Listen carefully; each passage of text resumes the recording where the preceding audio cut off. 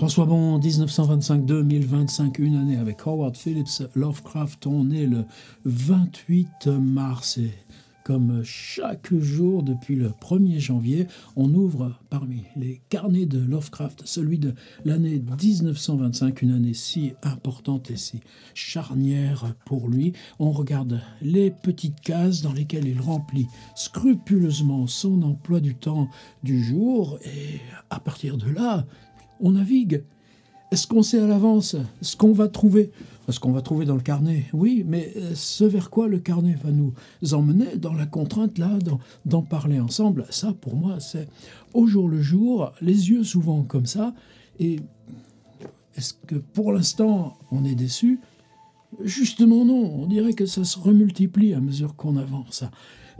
D'où l'idée d'un projet infiniment dépliable, chaque petit dépli pouvant en amener encore un autre, mais à chaque point qu'on regarde, c'est comme si on avait la totalité là, de ce petit monde en train de vivre ensemble. Oui, c'est des vivants, et ce qu'on cherche nous, c'est la question de la littérature, et que la littérature soit vivante. Vous croyez pas que ça fait du bien? Alors, tout de suite, aujourd'hui, Ordi, nous y voilà. On est donc le samedi 28, vendredi pour nous, samedi pour eux, le 28 mars avec une journée de décalage, mais on est habitué, on est juste là en fin de semaine et une semaine de plus par rapport à notre exploration. Aujourd'hui, on ne s'est pas levé de très bonne heure, hop, à 14h30.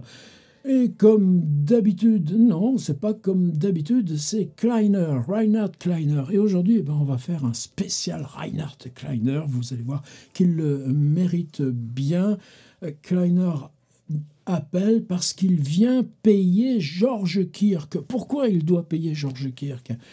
Parce qu'ils sont tous bibliophiles et qu'on va encore le vérifier. Lovecraft, c'est une maladie, la maladie d'acheter des livres, des vieux livres. Et puis en plus, on les trouve pas chers parce que Lovecraft n'achète que des livres dont personne d'autre ne veut. On va encore en avoir un exemple formidable. Eh bien, Kleiner, puisque là, ces jours-ci, vous voyez on s'était retrouvés dans Manhattan, on était allé voir des bookstalls, et Kirk navigue, lui, fait déjà du commerce de livres. Pour l'instant, c'est du commerce en chambre. Il achète des lots, il en revend, mais chez lui, c'est bourré de livres.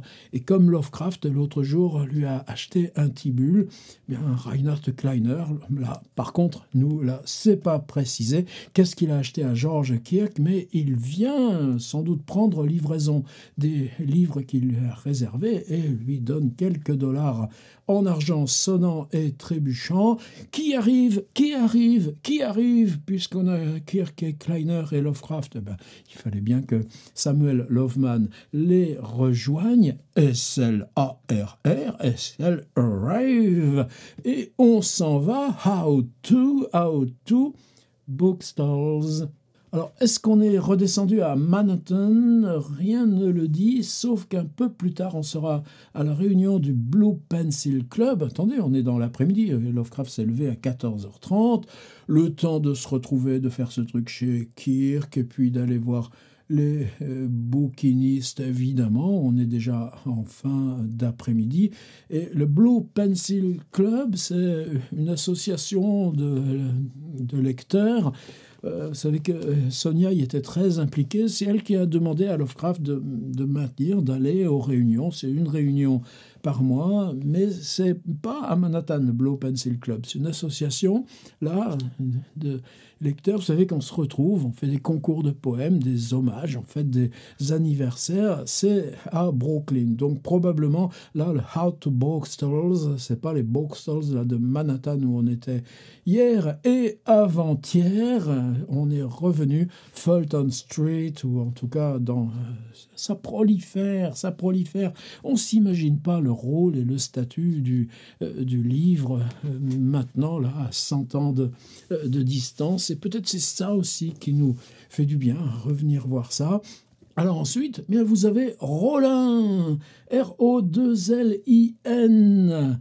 là, du Rollin, moi j'en connais des Rollins, mais est-ce que c'est les mêmes? Alors, on retourne chez, évidemment, St. Yoshi, une fois de plus, dans le catalogue des livres dont Lovecraft disposait encore à sa mort, et à l'item 743 par ordre alphabétique, puisque 932...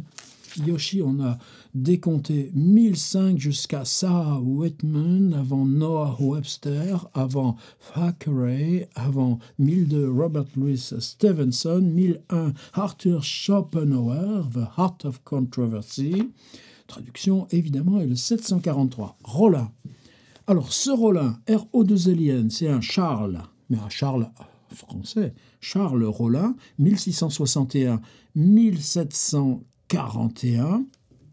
Et voilà le titre en anglais de la traduction: The Ancient History of the Egyptians, Carthaginians, Assyrians, Babylonians, Medes and Persians, Macedonians and Grecians. Histoire ancienne des Égyptiens, Carthaginois, Assyriens, Babyloniens, Mèdes et Perses, Macédoniens et Grecs. Translated from the French, New York, 1828, 4 volumes. Lovecraft, le bouquiniste, vous êtes sûr que vous voulez les emmener, ces 4 livres? Vous allez en faire quoi? Lovecraft le regarde comme ça, mais il ne va surtout pas dire l'intérêt qu'il a pour ces 4 volumes de Rollin, histoire des Macédoniens, des Perses, des Assyriens, Babyloniens, Mèdes et Grecs et Carthaginois. Non, il fait le blasé. On va pas dire j'ai un frigo à caler, parce qu'il n'y a pas de frigo. En tout cas, très fier de ramener chez lui. Mais hier, c'était déjà Gibson et Watson. Mais ils vont faire quoi de ces livres? En tout cas, ça ne nous regarde pas. Il ramène les Rollins et il en disposera encore à sa mort. Ensuite, on peut supposer que... alors, ils ne sont même pas allés manger, ou pour une fois, tellement ils ont eu affaire qu'ils ne vont pas aller manger. Peut-être qu'au Blue Pencil Club, il y a des sandwichs ou des choses comme ça. Bon. C'est des grands mystères, mais là c'est un mystère très secondaire. En tout cas, on emmène Kleiner à la réunion de Blue Pencil Club parce qu'il y a un prix de poésie et c'est Reinhard Kleiner qui va avoir le prix là, décerné par le Blue Pencil Club. B.P.C. Kleiner win prize. Alors, vous savez qu'il y a quelques jours, Lovecraft, en revenant chez lui, je ne vais pas le retrouver là, comme ça, en une seconde, mais il suffit que vous parcouriez. Alors, c'est plus difficile, là, jour par jour, mais évidemment, avec les compiles mensuels, tout à l'heure, j'ai fait ça, c'est un régal. Et ça y est, on en a assez fait maintenant derrière nous pour dire que, waouh, ça vaut le coup quand même qu'on le fasse.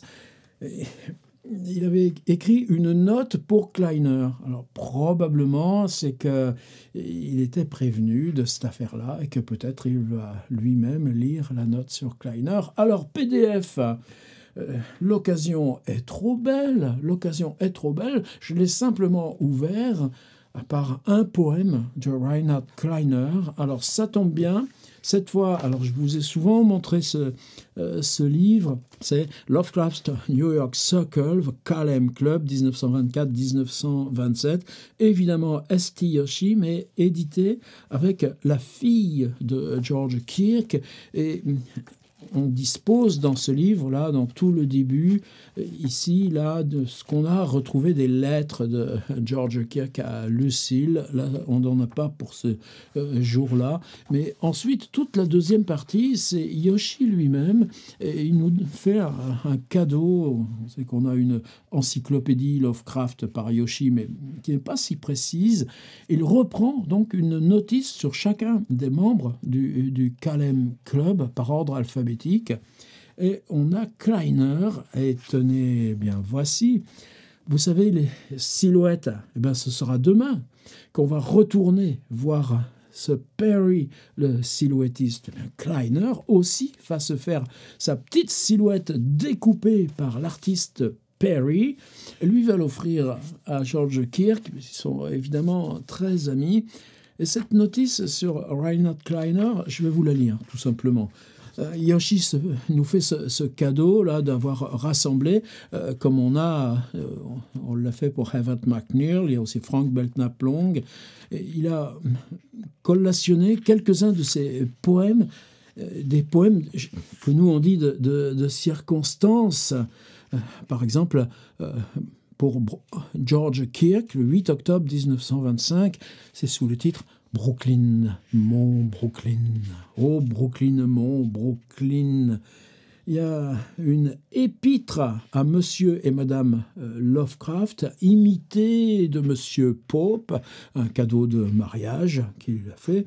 Et j'ai repris ici un autre, oui, un poème à son chat écrasé par une automobile. Bon, mais Columbia Heights, Brooklyn. Alors évidemment, moi, attendez, hein, on se comprend bien. Il ne s'agit pas d'aller en faire une expérience de traduction. Moi, je prends là Columbia Heights, Brooklyn, Reinhard Kleiner pour George Kirk, 6 octobre 1925. Donc, c'est pas là le poème qui lui vaut ce prix du Blue Pencil Club avec une présentation par Howard Phillips Lovecraft, mais ça nous donne une idée. Brooklyn Heights, pittoresquement nichées, les vieilles maisons dans leurs vieilles rues. Combien d'années écoulées depuis que les briques défraîchies ont brillé ou que la pierre brune croulante offrait son majestueux spectacle conçu pour les brillances de la mode ou la retraite des riches aujourd'hui.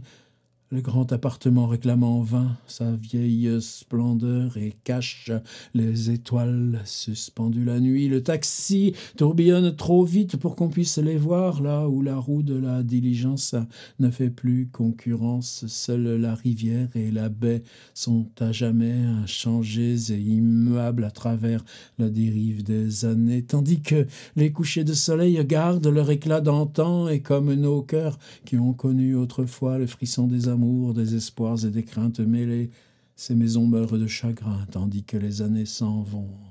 Et attention, je ne me moque pas. À fréquenter ces gens, on prendrait une vraie estime. Alors si je pars là sur la petite notice, ce résumé biographique qu'en fait S.T. Yoshi, en 1924, Reinhard Kleiner, âgé de 32 ans, vit seul au 116 Arman Street, dans le quartier de Bushwick, à Brooklyn, où il est né et a grandi. Tiens donc. Et travaille comme commis aux expéditions à la Fairbanks Scales Company, dans le sud de Manhattan. Fairbanks, il y a une petite erreur à rectifier. Vous savez que souvent, quand ils vont là dans le Greenwich Village, je pensais que c'était pour rejoindre là où Kleiner avait une chambre. Non, mais vous voyez cette vie-là d'employé modeste, là, avec ces trajets là aussi de Brooklyn à Manhattan. Jusqu'à son 21e anniversaire, Kleiner avait pris le nom de son beau-père, Kaufman.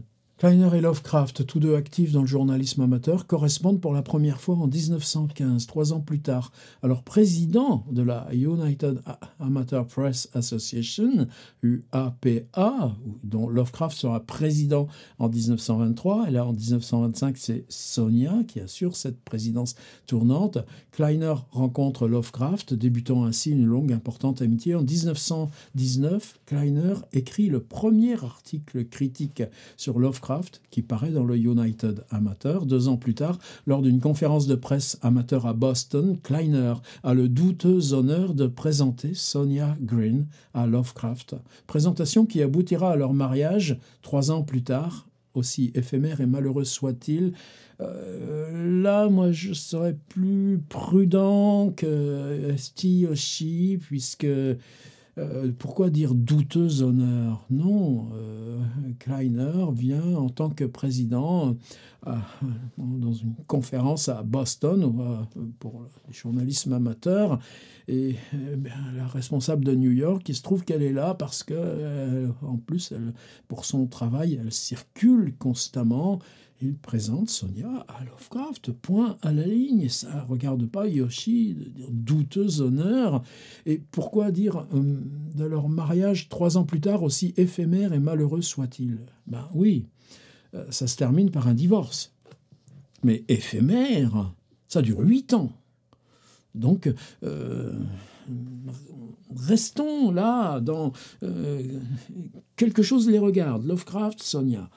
Et c'est plus compliqué que de dire, ça a été facile de dire pendant longtemps, ah, le grand malheur que Softcraft, Softcraft, allez, Softcraft pour parler des deux, le grand malheur que ces 2 ans-là, le mal qu'ils se soient fait l'un à l'autre, mais c'est pas ça. Parmi les Kalem, à l'exception peut-être de George Kirk, Kleiner est celui qui se prend le moins au sérieux. Versificateur facile, combatif, fin calligraphe, il semble se contenter d'écrire des poèmes humoristiques et charmants, d'où le prix là, du Blue Pencil. Il n'éprouve pas le besoin d'être reconnu à grande échelle. Ça, c'est intéressant. Je ne pense pas que des Lovecraft, c'est peut-être différent pour Hart Crane, et Loveman, encore que Loveman est un humble employé de librairie. Est-ce que Lovecraft court après une reconnaissance? Non, sinon ce serait... on exerce la littérature, on fait ce qu'on a à faire en littérature. Et si on publie, si on corrige, si on révise, si on écrit des lettres, c'est parce que ça fait partie du job. Même s'il n'avait pas d'ambition, l'ambition est reconnue, non, c'est pas la même chose, monsieur Yoshi. Kleiner mettait de l'enthousiasme dans tout ce qu'il faisait, c'était un bibliophile avide, désireux d'en apprendre davantage. Il marchait souvent toute la nuit avec Kirk et Lovecraft. Alors ça, ces marches, maintenant, on va les voir venir plus souvent. Et effectivement, Kleiner rejoint les 2 marcheurs que sont Kirk et Lovecraft et participe aussi aux randonnées de Patterson organisées par James Morton. Ça, ce sera après notre année 1925. Lors d'une de ces randonnées, en 1925, Kleiner est renversé par une voiture et on verra ça dans le journal quand il sera temps. Les Kalem aimaient bien Kleiner, appréciaient son humour, son esprit léger. Kleiner apparaît comme un homme généreux, cosmopolite. On ne peut s'empêcher de l'apprécier. Lorsqu'il a perdu son emploi à Fairbanks Scales, Kirk l'a employé brièvement dans la librairie, donc ça viendra donc aussi l'aider à trouver un autre emploi. Qu'est-ce qu'il nous dit? Il s'habillait de façon, selon les mots de Lovecraft, franchement impossible. Une fois, je vous avais donné une petite description là, de comment Kleiner arrive avec manteau et tout, dégingandé. On nous dit qu'il utilisait généreusement le tabac à priser. Et on nous précise aussi que Loveman, lui, ne fumait pas. Enfin, en tout cas, c'est ce que Kleiner dira plus tard, alors que ça renvoie donc à excusez-nous, hein, on est entre nous, là, ces petits trucs. Vous savez, on avait une stuff box, une boîte à tabac, là, marquée en majuscule. Jamais compris cette histoire. Elle appartenait à Loveman. Je découvre que non, Loveman, il ne fume pas. Je l'ai découvert aujourd'hui. Il aimait aussi Brooklyn. On a plusieurs poèmes en vers d'éloges de Brooklyn. Qu'est devenu Reinhard Kleiner à 54 ans? En 1946, il épouse Ruth Pitchman, une autre journaliste amateur. Reinhard et Ruth s'installent à Chester, dans le New Jersey, où ils appellent leur propriété Kleiner's Hollow. Et ils construisent un garage destiné à abriter l'imprimerie de Kleiner. Donc, quand il se marie après-guerre, il achète une presse et lui-même publie des textes. Là, on n'en sait pas beaucoup plus. Il semble qu'il soit devenu plus tard juge de paix, probablement à Chester. En 1949, Kleiner meurt prématurément des suites d'une attaque cérébrale à l'âge de 57 ans. Et on a 3 photos de Kleiner. En voici une, date indéterminée, peut-être à l'époque de son mariage. Et puis une en 1919, soit à Boston, soit à Providence. En tout cas, Lovecraft et Kleiner, tous les deux. Et cette photo, bien sûr, 1921, avant, là encore, le mariage. Mais Kleiner, Sonia et Lovecraft. Voilà pour Kleiner.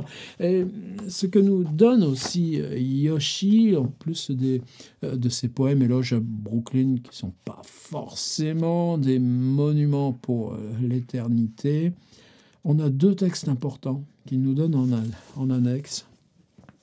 10 ans après, le Kalem Club, Kleiner, donc, raconte ce qu'étaient pour lui les soirées, les après-midi. Et ça, croyez bien que je vais m'en servir pas plus tard là que demain, où on a une réunion du Kalem Club chez Lovecraft. Et un autre article là, que j'ai commencé à traduire, et celui-ci, vous l'aurez en annexe. Ça fait quand même 5-6 pages, il faut le faire avec soin. Bards and Bibliophiles. Kleiner revient là sur leur pratique du livre d'occasion. Et on a une scène extraordinaire où on les voit quand ils reviennent avec leur proie, les livres, comme Lovecraft, là, ce soir, avec son Rollin traduit en 4 volumes datant de 1828. On les voit là s'enfoncer dans ces petits bistrots, ces petits restos et recommencer la discussion. Et bien, voilà comment notre journal se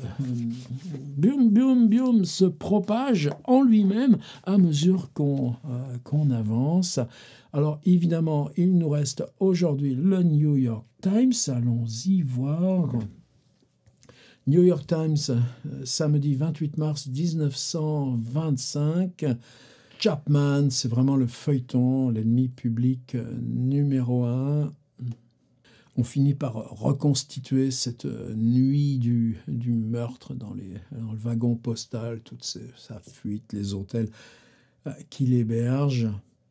Dans les petits entrefilets d'en bas, il y en a 2 que j'ai collé dans ma petite sélection jour le jour, un que je vous laisse le soin, non pas de lire en détail, mais c'est bien de parcourir.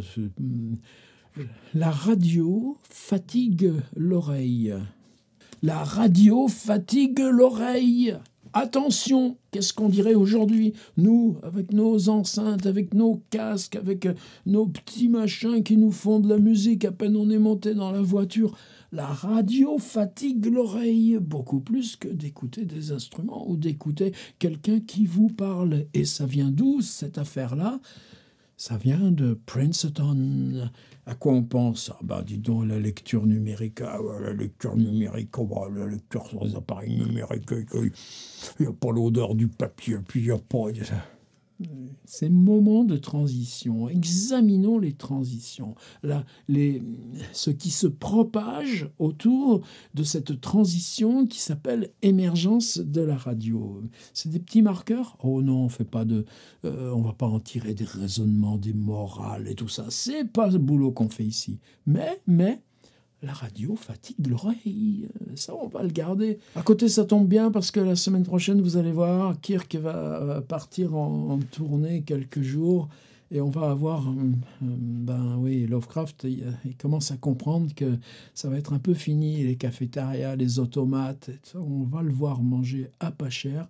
Il va faire le détail dans la prochaine lettre pour sa tante Liliane de ses dépenses hebdomadaires. Eh bien, ici, on a... Waouh! Qu'est-ce que c'est, là ? Le compte-rendu du chiffre d'affaires et des bénéfices de la Ford Company. Ça vaut le coup qu'on se le prenne. Et quand on vous dit que la voiture est une explosion de masse, à ces petits entrefilés-là, combien ça se mesure ? Tiens, puis on est pile le jour de M. Trump et de ses tarifs, mais il faut que je fasse gaffe. On n'est pas là pour faire des parallèles. 1925-2025, mais c'est la littérature qui nous intéresse. N'empêche que... Alors j'ai pris d'autres petits articles. J'ai pas pris celui-là, tiens, j'aurais dû peut-être le rajouter. Le futur du monde dépend de la paix dans le Pacifique. Le futur du monde dépend de la paix dans le Pacifique. Peut-être qu'il serait temps qu'on s'en rende compte, non ? On a évidemment les premières conséquences de cette exhumation de corps pour un testament contesté à Chicago. On a un accident maritime, on a le Literary Digest, oh là là, mon anglais. c'est l'anglais comme on l'apprenait en 1964 à Civray dans la Vienne avec un professeur qui s'appelait Robert Ricato. Bon, ça fait rien, c'est comme ça m'empêche pas là d'être là et puis qu'on fasse tout ça ensemble. Et bien, je vous ai collé dans mon petit PDF un dernier petit article, c'est là, cette fois, à la Columbia, la prestigieuse université Columbia. Une Miss Cunningham qui a présidé une expérience. On a pris 53 nourrissons garçons, 53 nourrissons filles. Ça nous fait 106 nourrissons, 53 binômes. Est-ce qu'on leur a demandé leur avis? Non, mais on fait des expériences sur qui prend son jouet à qui donne son jouet à qui. Eh bien, les garçons sont nettement plus prêteurs que les filles. Donc cette expérience scientifique menée à la Columbia montre que les tests font que les garçons naissent gentlemen. Et alors, c'est pas la question des préacquis et de l'inné. Les garçons à la naissance sont plus gentlemen que les demoiselles sont des gentlewomen. Allez, il fallait ça pour finir. À demain. Et merci Reinhard Kleiner. Tu l'as mérité ton prix, Kleiner. Avec ce qu'on apprend sur toi aujourd'hui.